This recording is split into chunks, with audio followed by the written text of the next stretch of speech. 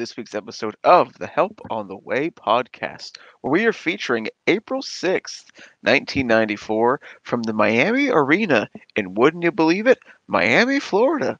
I am your co-host of the game, here with my fellow co-hosts, Knob and Fig. Let's give them an old, failed troubleshooting hello, friends.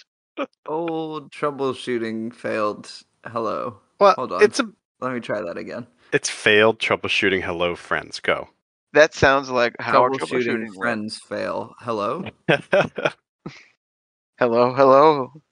Troubleshooting. It's really a personal failure for the fans, because I really wanted to share with everybody on the podcast, both the hosts and the fans, something amazing that happened when the band was performing Easy Answers. There was a sound check from a couple nights before this Miami show, and it was added on to the end of this tape. It's on the archive. We don't think it's from the same show. It was not. But no, there was. Hold up a newspaper with today's date. No, wow. This is yes, using audio. He's that good of a musician. He was able to paint that goes picture. Up to the mic and goes, "It is April 3rd, 1994. Now let's run Easy Answers." I'm reading the Miami Herald from April 3rd. The record, it is. Right, yeah, for the record, for Fig down the road. So I really wanted to show this to everybody. On Easy Answers, Jerry. So I don't know if you guys ever listen to sound checks. This was actually the first time that I delved into sound checks. Have you guys ever listened to Grateful Dead sound checks? Time to time. The famous ones. Oh yeah, like the sound check jam. Yeah. Well, this one, like they're actually like working stuff out. It's actually kind of interesting to hear them work. And like work on songs, and they were working on Easy Answers, and they're trying to get tight and stuff. And at one point, Jerry just like tells everybody just to stop, and he tempos Bobby. Wow. He literally is like, Bobby, tempo. He gets and that was the payoff that I wanted to troubleshoot, to have you all listen and to also record your reactions for posterity. Yeah, but I mean, it's like I always say, if Jerry were alive, he would be cyberbullying the members of Dead and Company. And I'm always saying this. I would say probably twice an episode. I don't think you're wrong. I don't think you're wrong. I don't think Jerry would know how to send tweets from his phone. Oh, I do. He'd figure that out real easy. He'd be on that recliner, just tweeting away. Oh yeah, he would absolutely be using like Siri and shit. Yeah, for sure. If you think his rap take was cringe, wait till you hear Jerry's Insta takes. All right. Continue with the intro. I'm just bummed out here. Yeah, we're still introing the show. We do have a podcast to start, don't we? This week we are featuring April 6th, 1994, from the Miami Arena in Miami, Florida. But before we dive into that delicious main event, we're going to go ahead and kick off our Channel 6 news segment for the week. And we do have a bit of jam band news this week. First things first, Billy and the Kids, 2 shows. Is that correct, Nob? No, just one, I think. Just one? I like 2 shows in Gloria, in its gloriousness. So Billy and the Kids. We're talking about a different. Yeah, we're talking about Billy and the Kids. Yeah. We're too many Billies in our world right now. And they're both doing Halloween. Oh, Billy. We're talking about Billy Strings. I really wanted to talk about. I honestly wanted this to be about Billy Strings. I mean, we can talk about Billy Strings, but we do at least first have to mention the fact that one of the living members of the Grateful Dead played a concert on Halloween. We got to at least touch on it. Billy and the Kids played Halloween? Oh my god. Yeah. That's why we're talking about them on the Channel 6 News. I honestly thought, we were talking about the Billy Strings concert last night, and I thought that we were gonna... Well, yeah, it was awesome. But you're right, Billy Strings has nothing to do with this podcast. That's the one we watched. Did they play a Grateful Dead show or song listening to Billy Strings? No, Billy hasn't played a Grateful Dead song in a year and a half. Oh no! Instead, he played Chumbawamba. He's not. Yeah, he's suckling off the teat of Chumbawamba. And Metallica. And I Am a Real American. Oh my god! Just move on. I'm done. Billy and the Kids, I think they were out on the West Coast. Yes, they were in California. Yeah, but that's quite literally all I know of that said show. I've heard it was. I've been hearing a lot better things about this show than I did about the Cap shows. I was hearing. I haven't listened to it. But I've heard it was kind of night and day from the. Really? Yeah, which I would be very happy to be pleasantly surprised. It furthers my theory that Billy and the Kids just hate New York City, because they played 3 bad shows this year and they were all in New York City, and all their non-New York City shows have been pretty good to very good. Maybe they just hate you personally and they didn't know which show you'd beat at, so they just played all of them terribly. They should have known that I wasn't going to the Cap shows because it was the closing weekend of my musical. I invited Bill Kreutzmann. And what's interesting is it's like you can't even say they hate the Eastern time zone. It's like they just hate. No, because they were great in Baltimore, but they just... I don't know what it is. Oh, that's fascinating. Isn't that what Bobby said about the Grateful Dead? They blow the big shows. Yeah, I wouldn't say the Rooftop at Pier 17 is the big show. This is a man who's played in stadiums and arenas around the country. Yeah, but he's played in bigger places in the Big Apple. All right. Moving on into our Channel 6 news, I guess we will touch on a moment. Billy Strings. Billy Strings had Billy Strings show so good. It was so cool. It really was. It was dubbed the it had nothing to do with Grateful Dead. It really didn't. It was dubbed the Van Randall Scramble. And it was Billy Strings' Halloween show. And it was in Grand Rapids. Is that correct, Noam? Yes. Grand Rapids, Michigan. Grand Rapids, Michigan. And it was a professional wrestling themed show. And it was great. Yeah. Not only was it great, like theme wise, it was great musically. Yeah. Lots of excellent guest stars. All in wrestling themes, which is pretty great. Well, and it wasn't just wrestling, right? It was like classic wrestling. Like it was 90s and early aughts wrestling, yeah. I really enjoyed Hillbilly Bill Narishi. That was one of my particular favorites. But no, it was excellent. And I do believe it was free for Nugs subscribers. So if you are a Nugs subscriber, go out of your way to check that out because it was excellent. And the second set was incredibly long. So pretty beefy. The whole thing was when 4:30 with the set break.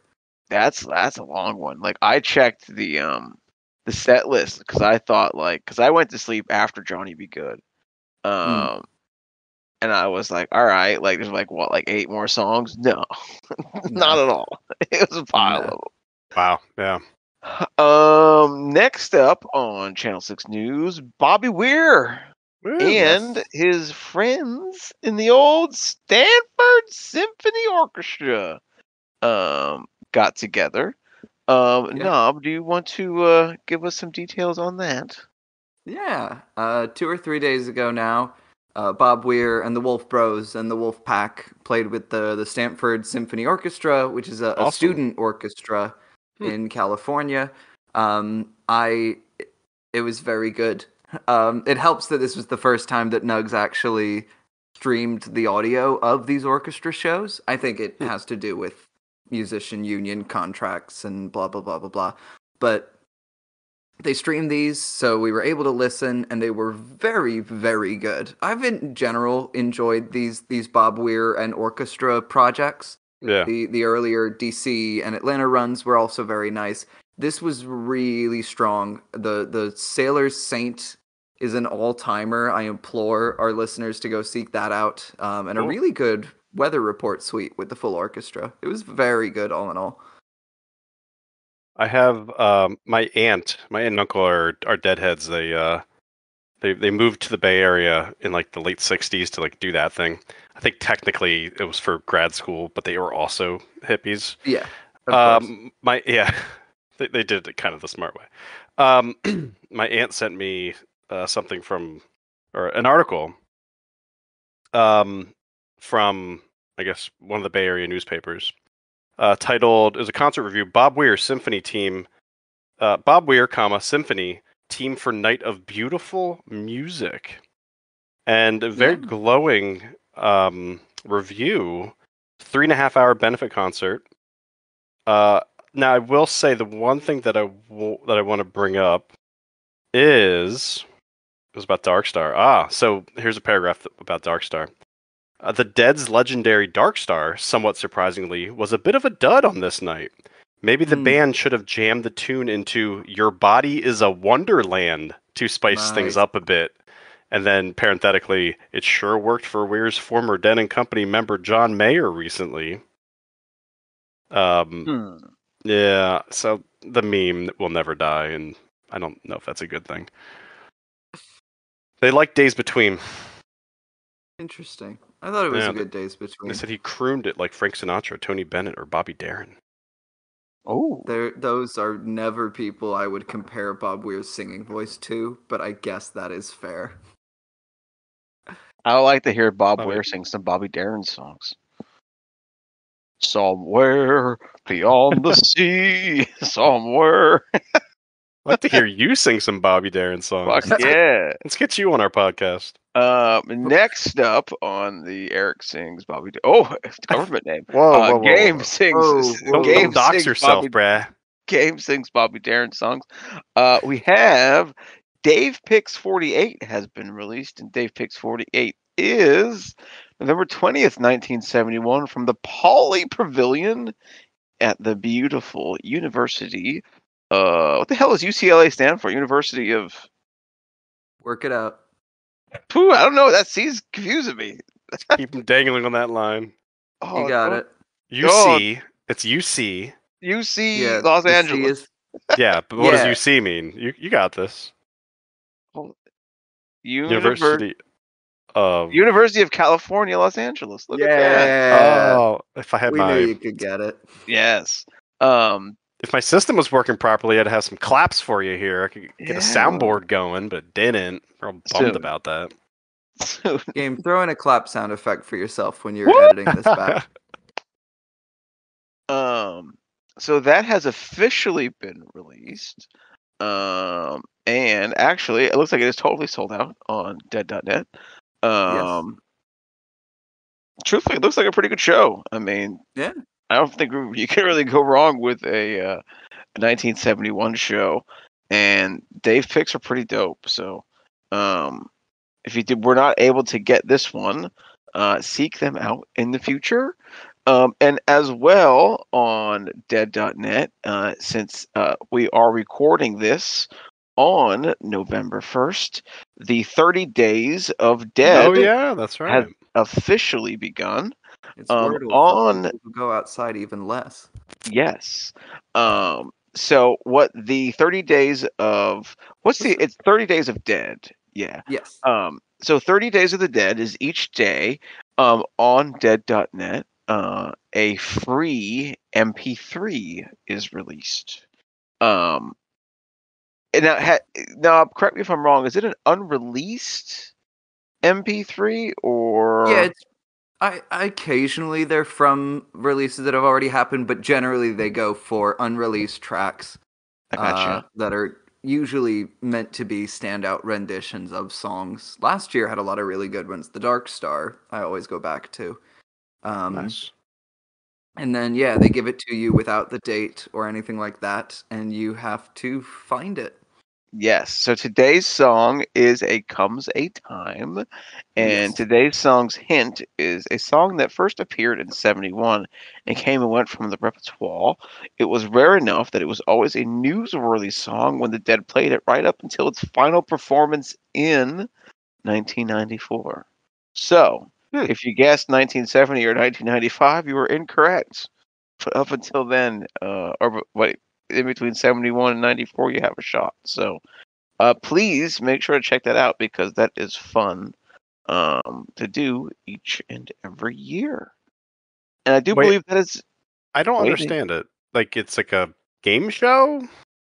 No, it's a free download. It's on their website. Right. You download the song, you listen to it, and then you go into the form and you fill it out. And then every day there's a winner of all the people who got it right. They do a little raffle. And so it is a game show. Okay. Yeah. And one person who gets it right gets a calendar.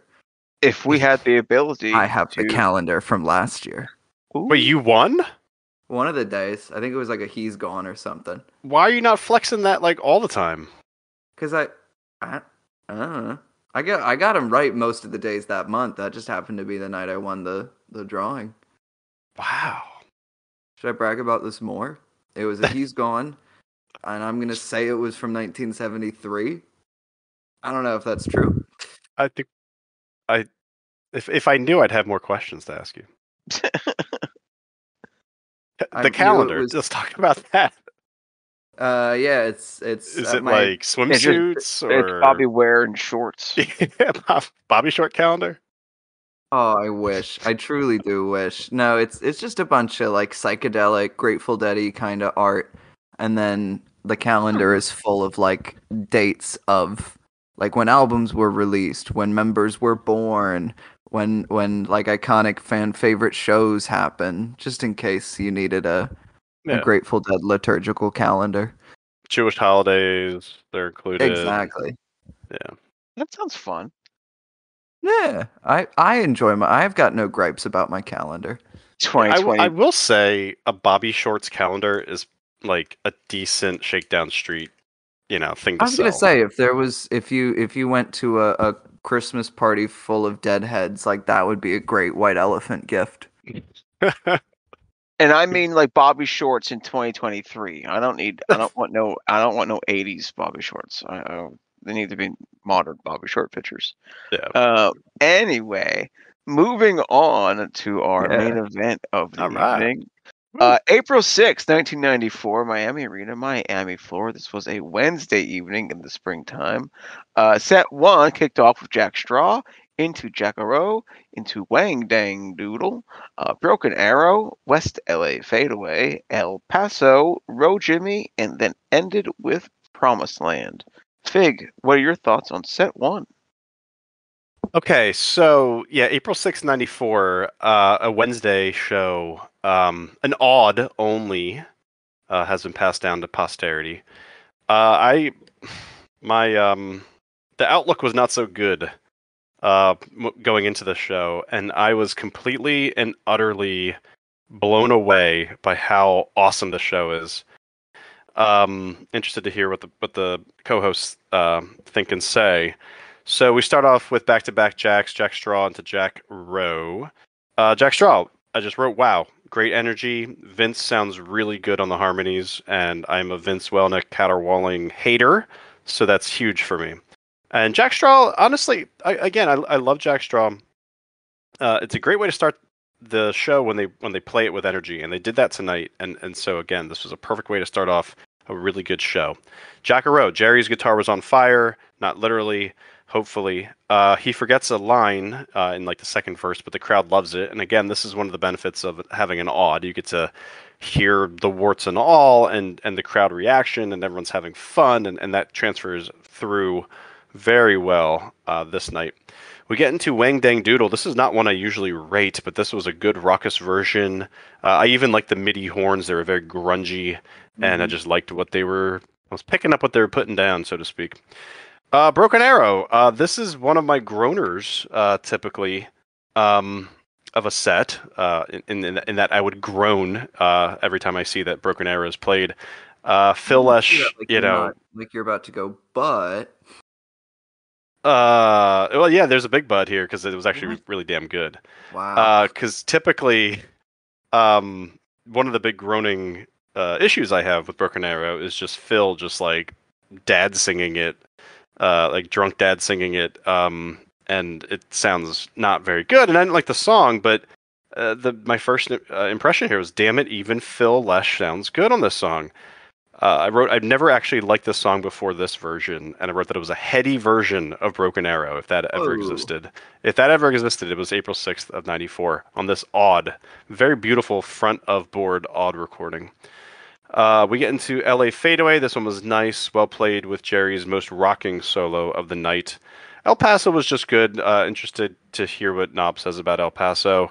Roe, I just wrote, man, Jerry sounds good, both in his voice and his guitar playing. I liked his tone, Jerry's tone, kind of more plinky sounding on the guitar, almost acoustic, but I know it wasn't, and I know Knob knows exactly what guitar Jerry was using, so I'll let Knob talk about that. And we finished the first set with Promised Land. I said, holy shit, is this driving? Vince Welnick, excellent boogie woogie piano solo, and an excellent end of an excellent first set. So, with all that, I will kick it over to Knob for Knob's musings. Knob droppings. What? Okay. Yeah. Well, welcome to Knob droppings. I'm putting that up for streaming platform. Possible show title. So, yeah, I also really enjoyed this first set. I thought Jack-A-Roe was awesome. It was just really tight. It didn't do anything game-changing, but it was really solid and really energetic. The drummers were having a lot of fun. The second jam reaches a great, energetic climax. It was a really great example of the band feeding the crowd, feeding the band, feeding the crowd, feeding the band, where it just felt like the build-up in energy would amp up the audience, and then that would amp up the band. It was very cool. Yeah, zippy Jack-A-Roe, the big thing of note, like you mentioned, was Jerry forgetting his second verse, and that only causing the crowd to cheer even louder. Yeah.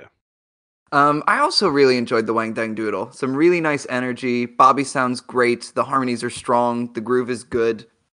I really enjoy, in the middle, you get a lot of nice interplay between Vince's organ part and Jerry's like MIDI sax.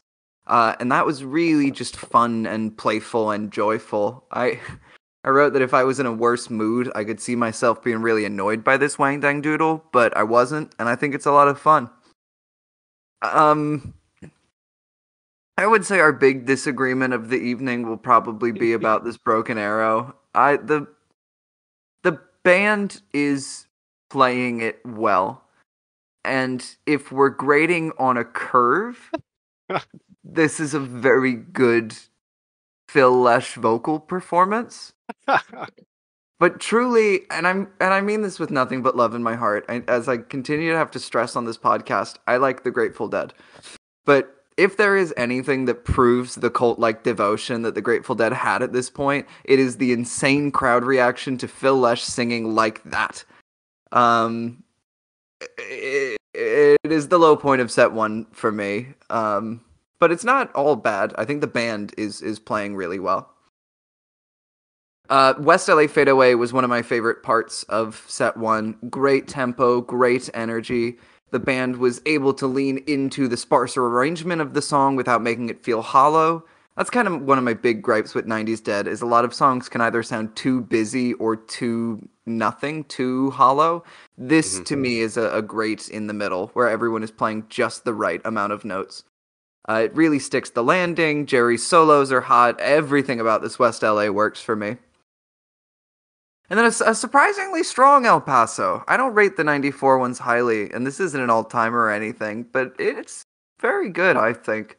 A great use of dynamics. It was soft and sensitive when it needed to be, and it was loud and bombastic when it needed to be. Jerry especially was going off on a tear. I mean, I love El Paso.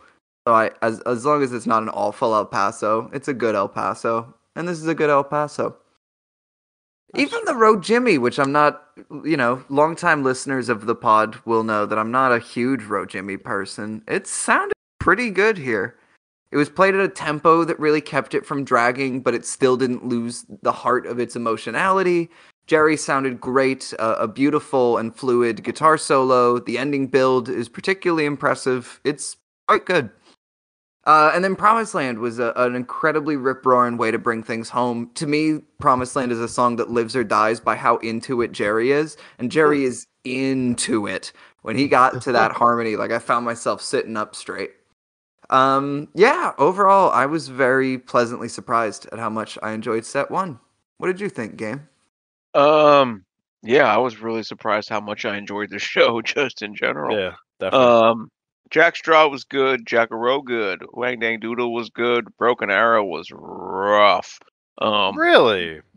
Yeah. It was agrees with me, which means I'm right. I win. Tiebreaker. I like Phil when he sings Box of Rain. See, I don't like that. I don't like Phil when he sings almost anything else. Knob, didn't you have a hot take about Phil singing? That it's bad? All right. Not a hot take? Continue, Game. West LA was good. Really enjoyed El Paso. Real Jimmy was good, and Promised Land was good. These 94 shows that I think are shit are almost always good. They're like edibles. We have to badmouth them first, and then they immediately start working. I was truly surprised. And like, it was an odd. Like, when I think of, like, the 90s, I don't even think, like, I think everything's bad. Like, I think the recordings are bad. I think the shows are bad. And that's the beauty of this project, is that if someone, if I were trolling re-listen or just the archive, and I came up with a random generator or something, and I was like, okay, it comes up to April 6, 94. Oh, this is an odd from 94. Skip it. I wouldn't even think. I wouldn't even think to listen to this show. No, absolutely. I would. Yeah. I would filter odds. True. Be a better month than we think it is, because we had an April 94 show a few months ago that I remember also being very pleasantly surprised by. Well, and I'll say I think I'd agree with that, because listening to the sound check from the Orlando show, which I think happened maybe a couple nights before the Miami show, the band sounded really good, and like they were really like working well together for a band that's been around for almost 30 years at that point. Like it was just cool to hear. It's maybe a last blip of the band being great. I don't know. You do get some, the goodness of shows in 94 is a little fewer and further between, but you do still get some all-time good Grateful Dead shows. It's so cool. All right, set 2 of April 6, 1994 kicked off with a lovely rendition of Here Comes Sunshine, Into Samson and Delilah, Cumberland Blues, Way to Go, Woman Smart, Men... Vice versa. Man smart, woman smarter. Drums and bass. The Wheel. All Along the Watchtower. A really wonderful Standing on the Moon. With an equally great Johnny B. Goode encore. Who did I have go first last time? Fig, Knob. What are your thoughts on set 2? Hi, it's me, Fig Knob. Showtime. I also liked set 2. Here Comes Sunshine was a fun way to get things started. Surprisingly strong opening harmonies on Here Comes Sunshine. They're generally a little rough, a little scratchy, and truth be told, I think each chorus of Here Comes Sunshine in this performance sounded worse than the one before it. But the opening harmonies are surprisingly tight and a really fun way to get the second set kicked off. It's a zippy and lively rendition of the song. If it weren't for the harmonies, I would consider this a set highlight, but it is still in general quite strong. And then Samson, I found it just be okay. You can kind of hear the song fighting for the energy it needs to have to live. It's not a bad rendition, it's just a little too mellow. I do really enjoy Jerry's doing this little like tremolo thing in the chorus, where it'll be like, if I have my way, blah, blah, blah. I thought that was cool. Anyway, Cumberland Blues is fun. I enjoy that one a lot. This was a highlight of this set for me. The jam is quiet, but in a way that gives it a lot of room to grow. everyone is just having a lot of fun with this rendition, and that's the key thing with this Cumberland Blues. The rhythm section is bouncy. Vince is having a blast with his piano parts. Jerry feels particularly energized. The vocals are what they are, but the band is having an absolute blast, and their playing is soaring because of it. And then we get to Way to Go Home, and okay, there's no song I feel tonight that makes me feel so strongly positive and so strongly negative. Like it is a true in the middle because of strong feelings on both sides. Vince is going for it.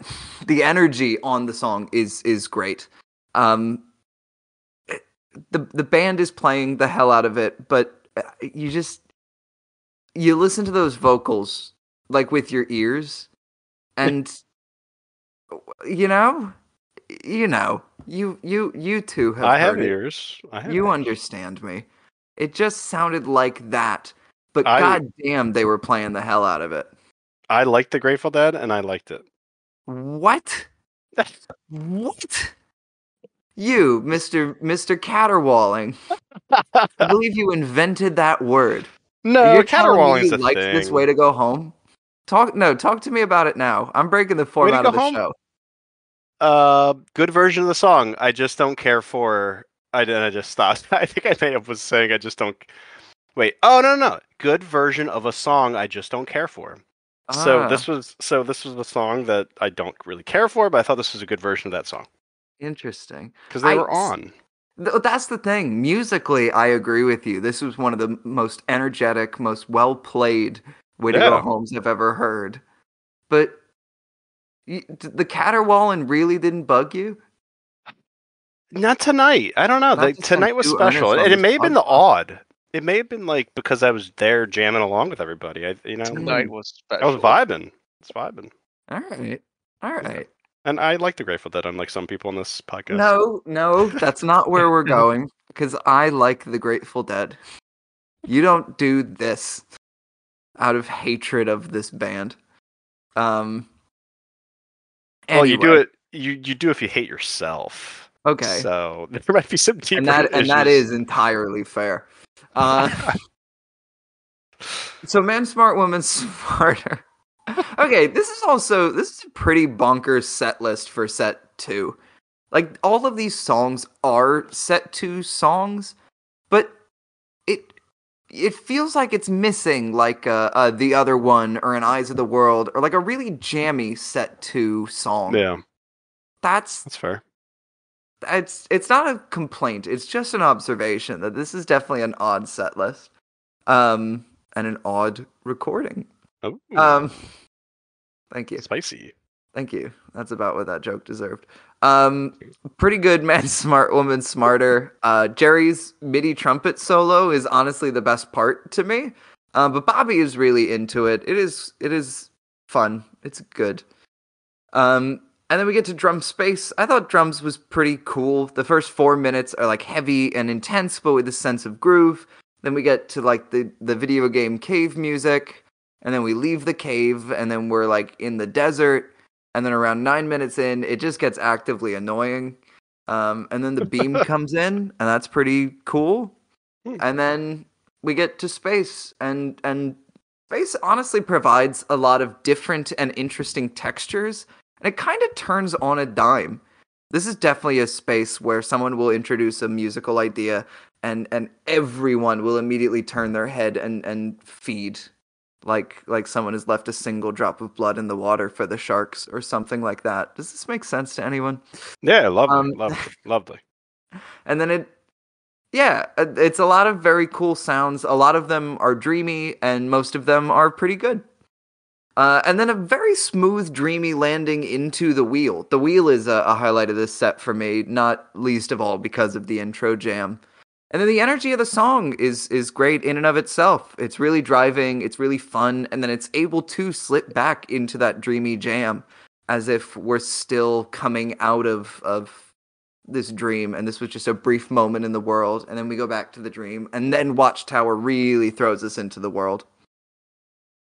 Watchtower is really fun. It's fast and energetic playing from everybody. Jerry is tearing it up. Vince is really adding some nice keyboard contributions, both on the organ and the piano.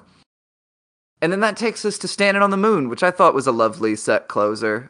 Jerry gives a passionate vocal performance. Say what you will about the song, about this night, whatever. Jerry is feeling the hell out of Standing on the Moon, and that cannot be ignored. Really strong rendition. It's an interesting choice to close the set with this song, but I thought they earned it. And then a really fun and energetic Johnny Be Good to bring us home. So that ends this segment of Knob Droppings. What did you think, Fig? Mostly agree. I don't have as much to say about set 2. Starts off with Here Comes... fight with me about one of my opinions on the songs. No, it's just fun to get you going.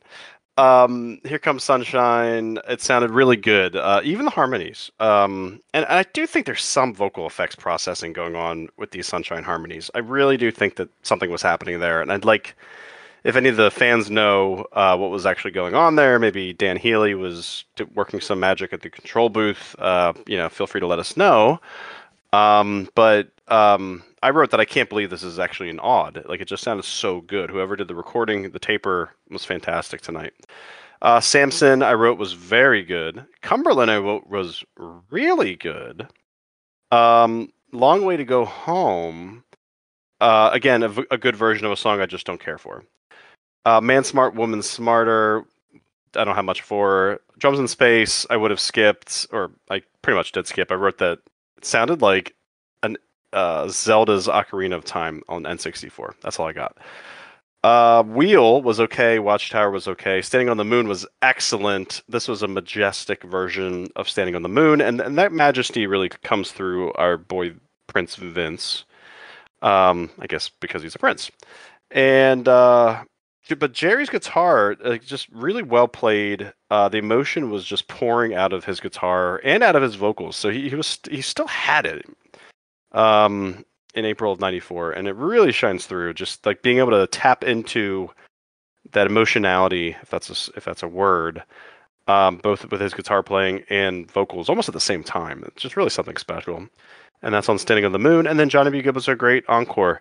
So I'll kick it over to Game. Who's pretzel? Eating Halloween candy. My microphone was like off and on muted, but I am here. Okay. Here Comes Sunshine was good. Samson Delilah was good. Really enjoyed Cumberland. Way to Go Home, not for me. Man Smart, Woman Smarter was okay. I did respect my time today, and of course that means I skipped Drums in Space. The Wheel was okay. I'm just not a fan of the Watchtower. I don't know. Like, even like Go Watchtower, I'm like, eh. So it was for me. Standing on the Moon, I thought was excellent. Really, really, really enjoyed Standing on the Moon. And Johnny Be Good was good. I didn't think it was excellent. I didn't think it was anything to really write home about, but a nice up-tempo closer to wrap up the show after that beautiful Standing on the Moon. Continuing on, we have no Scarlet Fire to rate this week. Nope. Does this show make anyone's Book of the Dead? No. It was good, but no. Yes, it does. Nice. This is phenomenal, and again, I was blown away throughout, even with just the quality of the audience recording was phenomenal. Very well. Great show. I'm gonna say no, but I would be interested to put this show up against like a good odd only 80s show and see if I like it just the same. Like, you mean 1980 itself or an 80s? And 80s, just a Brent, oh, any okay. odd only Brent era show, just so I could be like, I really actually enjoy this. Maybe, or is it just like, wow, this is great for a 90s show? that kind of. I thought it was really good. I really do. Like, just genuinely, it was awesome. Which set would we like to feature this week, friends? Set 1 or set 2? I'll go with 1. No, I would also say 1. I'm going to go with 1 as well. Both sets are good, but to me the weakest part of the show is the first half of set 2. Yeah. And then we don't need to subject our fans to Drums in Space. No, though I will say that After Drum Space was an incredibly strong run between Wheel Watchtower and Standing on the Moon. Yep. But set 1 is consistently good. Fig, who is your mother trucker of the evening? Phil Lesh was my mother trucker. Knob, your mother trucker, please. I would give it to our boy Jerry. Yeah, you know what? I'm going to cop out, and I'm also going to say Jerry. I don't normally like to have 2 Jerrys, but that Standing on the Moon was great. So yeah, definitely, very special. Definitely Jerry. We do have a few Reddit comments this week. Fig, would you mind reading those because the font is way small for me? I'm trying to make phone. it. Wait, this is you're on your phone? I'm looking at the show sheet on my phone. Oh wow, okay. Wait. Did I do this wrong? I did this wrong? Yeah, the one for this week's show is the one about B-Man meeting a dog. What? No, I promise. I do this a lot. You're going to read it, and it's going to be a story about B-Man meeting a dog. Okay. Yes, okay. We have a comment from Reddit celebrity, B-Man, 1973. Who writes, "Oh man, I don't know how I missed this, but I was there, and this was one of the most memorable runs in my touring career," which is in quotes. "It was a long winter up in PA, and me and 4 of my buddies drove down in an extended 78 Dodge van to warm days and nights, I guess going down to Florida from PA in April. Palm trees and all, and we had a blast. Went to Orlando as well, where one show was canceled due to a death in Bobby's family." Wait, was this the Orlando show that we talked about was canceled? It had to be. Probably, yeah. Oh, very interesting. Okay, so frequent listeners will know this happened maybe about a month ago. We listened to a 94 show from Orlando, and we actually were able to come up with some local reactions, contemporaneous reactions from newspapers and stuff, how people were very upset that one of the shows was canceled. So that's what B-Man's talking about. He continues, "But on this last Miami show, there were 2 dogs with no collars, and you could tell that they'd been dropped off in the fenced-in lots of Miami Arena. I said if the one was there after the show, I'm taking him. He was, and I did, and he was a purebred golden retriever and a beautiful specimen. Jerry was with me for 13 years. I think that's beautiful. Yeah, almost as beautiful as that Standing on the Moon. That is pretty cool. I think I would describe that Standing on the Moon as music to befriend an animal too. Sure. I would describe this comment as the Standing of the Moon of Help on the Way comments. I think music to befriend an animal too is definitely the title of this podcast. Yeah. Next week we are featuring a Halloween show. October 30th, 1983, at the Marion County Veterans Auditorium in San Rafael, California. Woo. The encore is Day Job. What? In an 83 show? I don't believe it. I don't think that's true.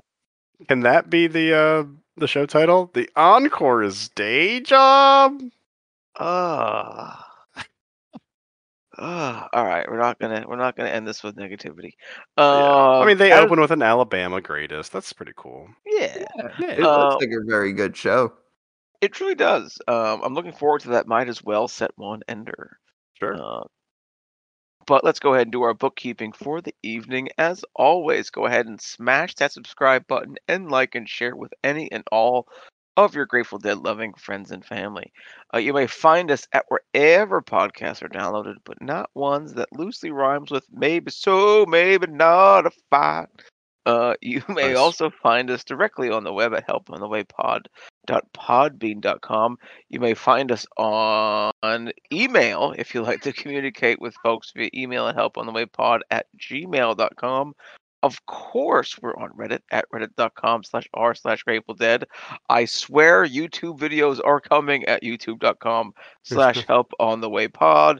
And I have the Kick channel offline currently because I was away last weekend. Any final thoughts from my friends Knob or Fig? You guys are fun. I'm glad we're doing this.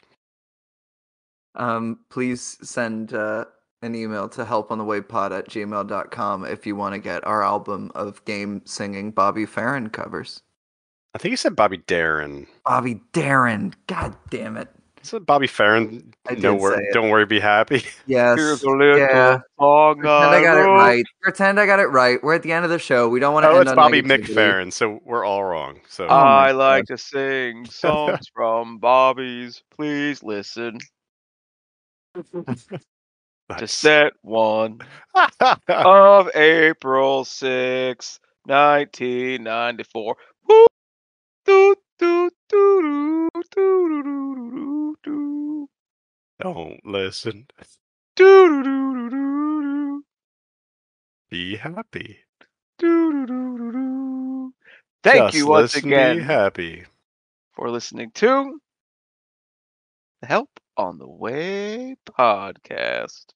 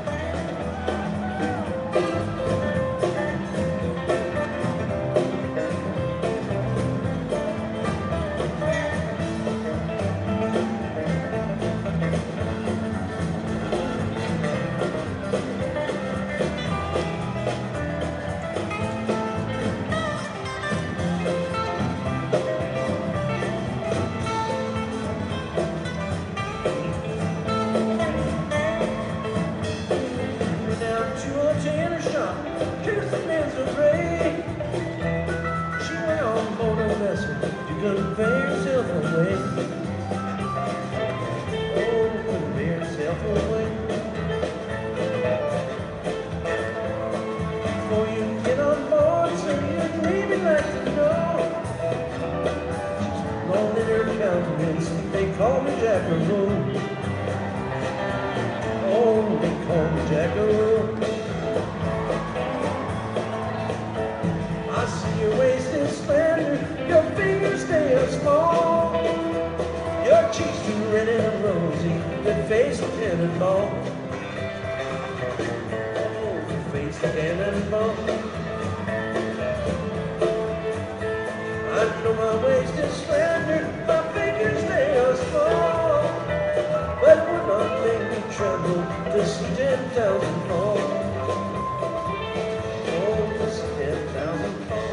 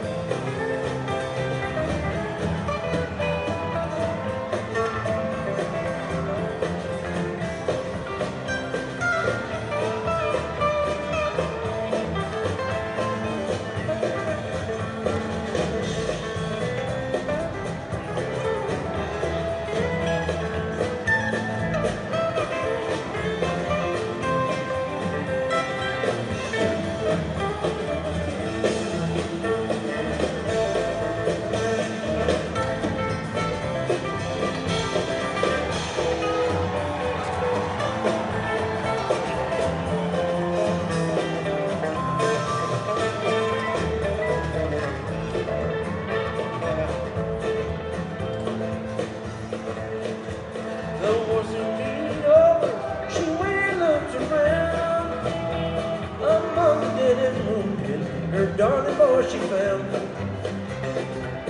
Oh, her darling boy she found. She picked him up all in her arms and carried him to the town.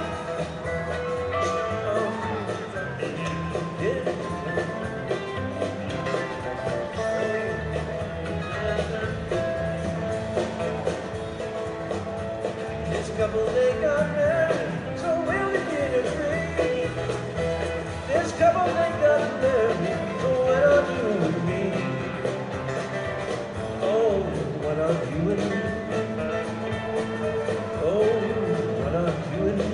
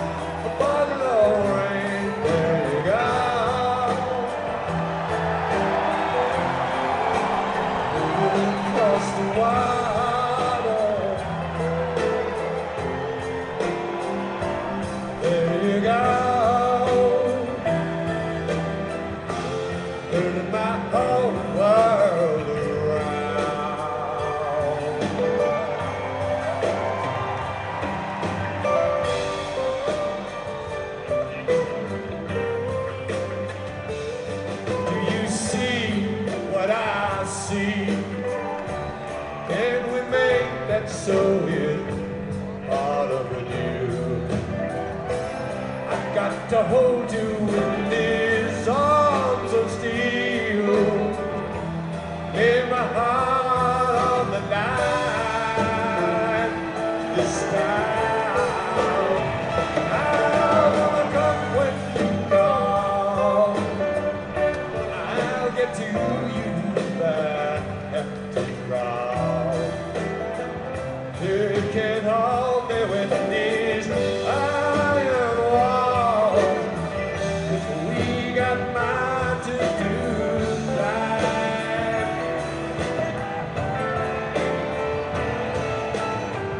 Who else is gonna bring you a broken arrow? Who else is gonna bring you a bottle of rain? There you go.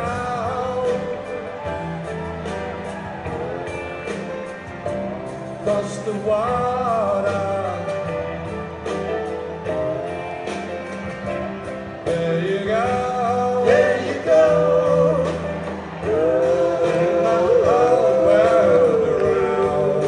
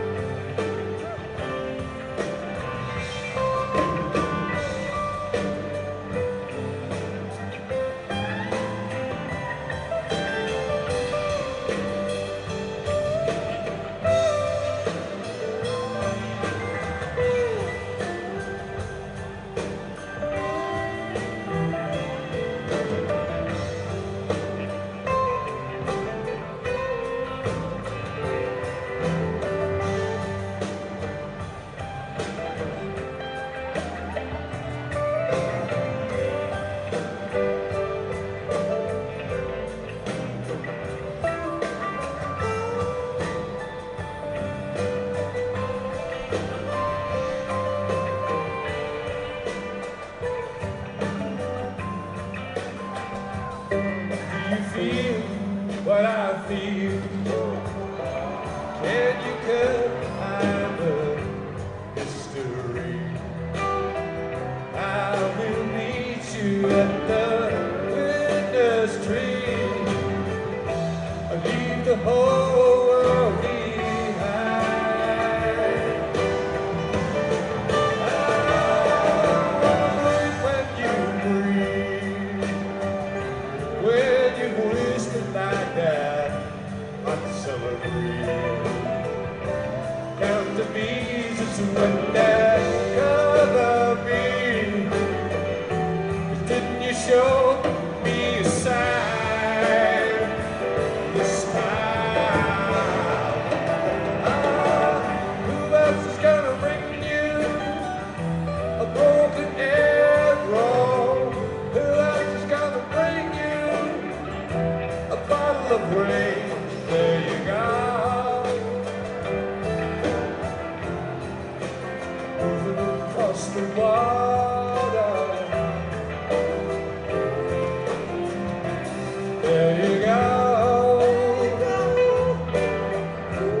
Turning my whole world around. There you go. There you go. Across the water.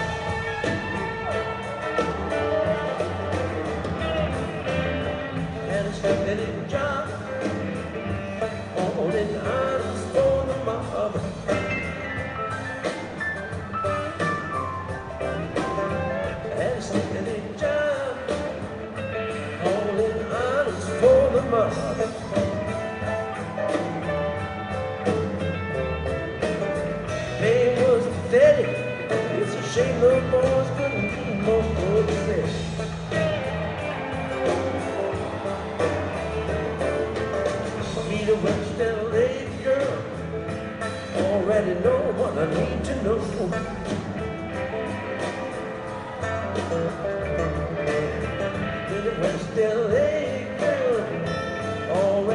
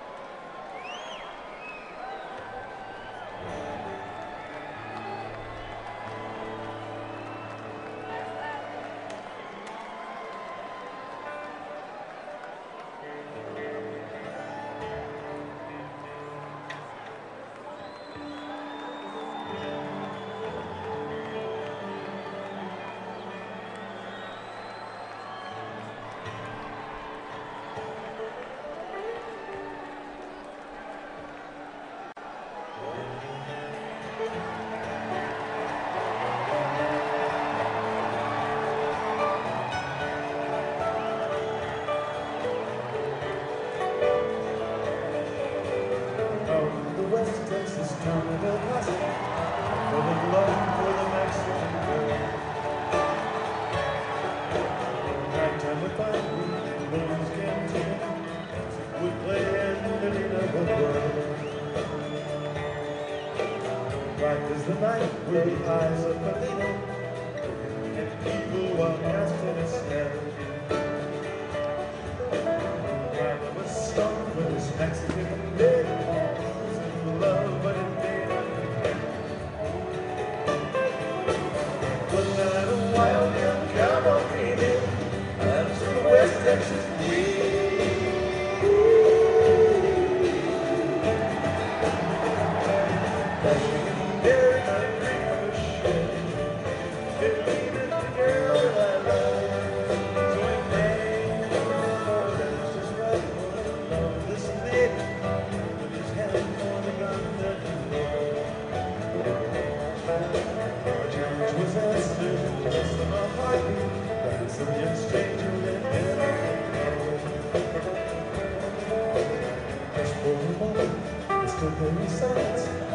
but if I will be many thoughts raced through my mind as I stepped home. The one chance that was to end. Up through the back door of Roses I ran, where the horses were tied.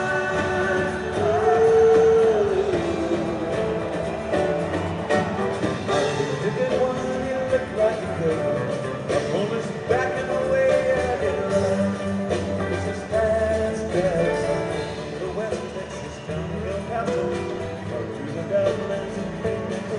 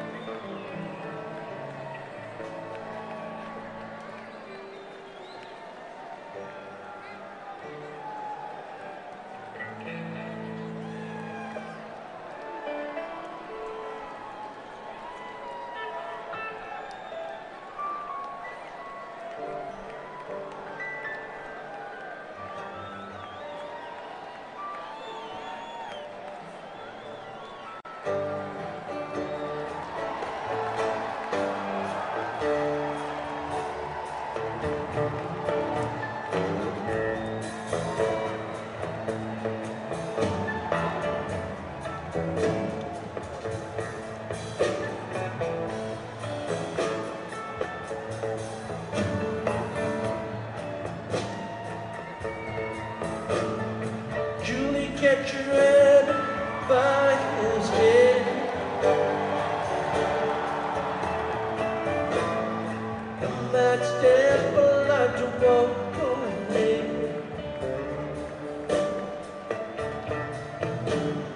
Get back home where you belong, and don't you run off no more.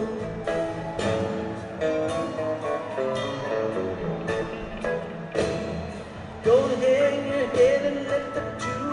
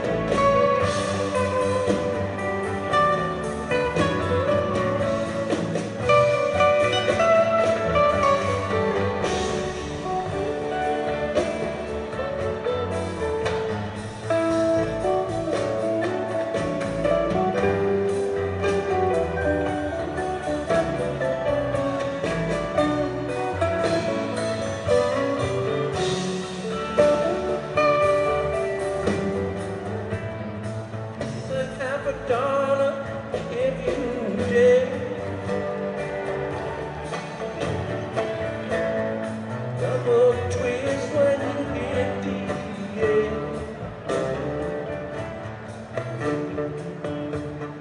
Look at Julie down below the levee doing the Paso.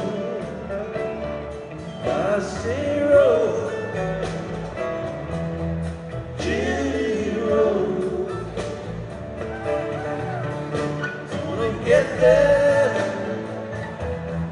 I don't know. Seems to come up. Way to go. Get down the road, road, road, road.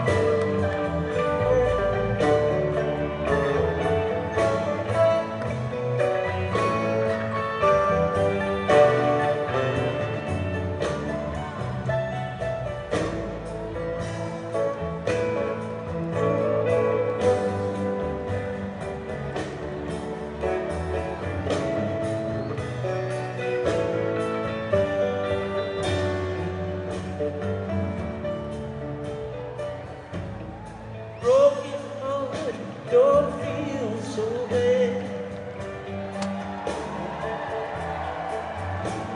You ain't got half for what you thought you had.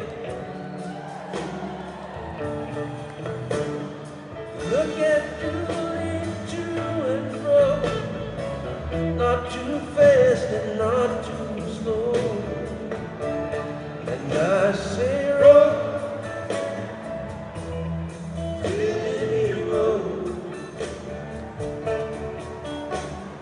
Get there, I don't know. Seems to come way to go. Get down the road, road, road, road.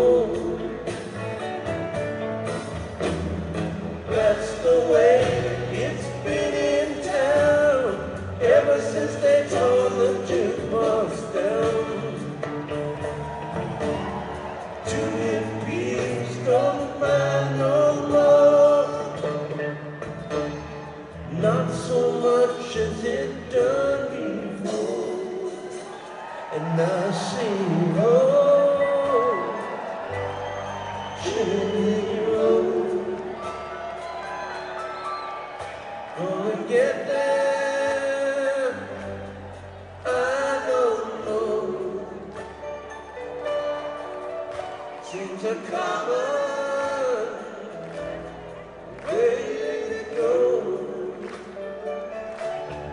Get down the road, road, road, road. Dusty road,